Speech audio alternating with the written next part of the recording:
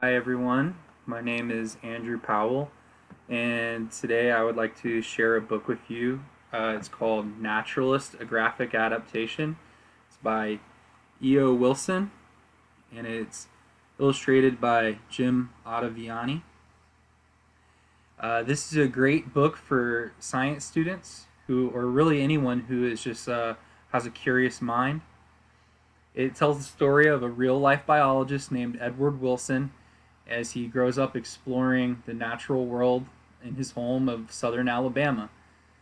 The snakes, ants, butterflies, and the marine life that was his lifelong passion would eventually take him places all over the world that he would never have imagined. I'd like to just share a brief reading here from the first chapter.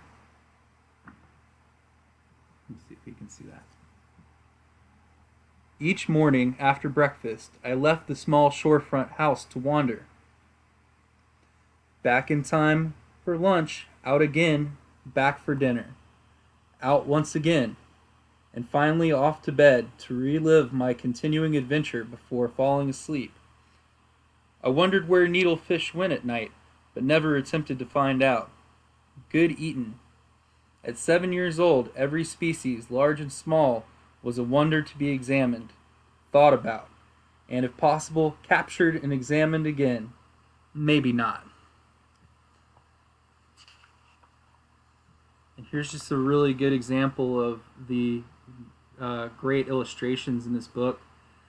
Um, these illustrations are excellent because it shows the beauty that Edward, the main character, sees in the natural world, and we see that as the reader.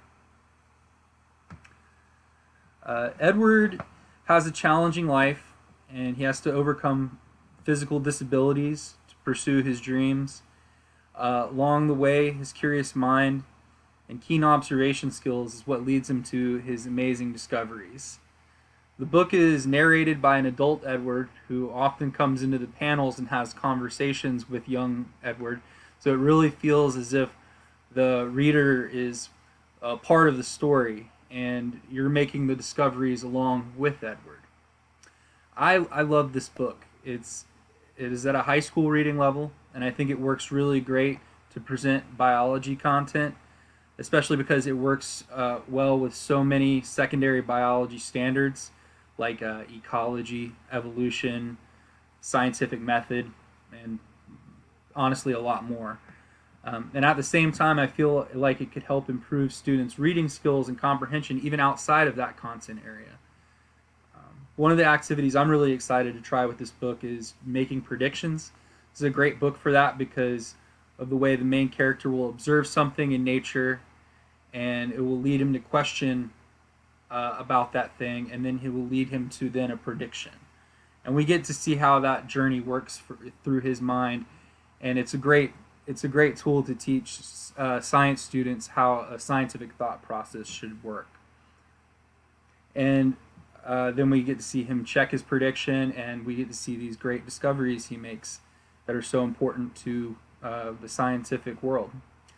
So read this book if you love science, if you love nature, or if you just love a good story and amazing artwork.